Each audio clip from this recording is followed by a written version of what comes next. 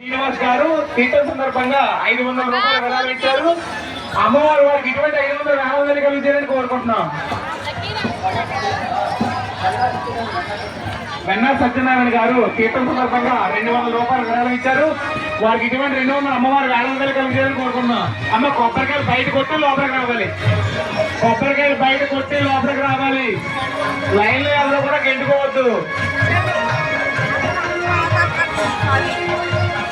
చందాలు ఇచ్చే భక్తులు అమ్మవారి ఆలయం పక్కన కంటే చందాలు వేస్తున్నారమ్మా. ఇక్కడికి వచ్చి అత్యాస్తారని కోరుకుంటున్నాం. అలాగే ఫోన్ పే, గూగుల్ పే కూడా అవైలబుల్ గా ఉన్నాయి.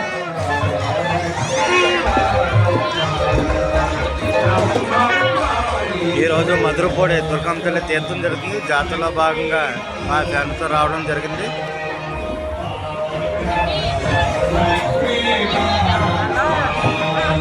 బాబా పూజారి గారు దింపాలి కిందకే, భక్తులు దింపాలి కిందకే పూజారి గారు.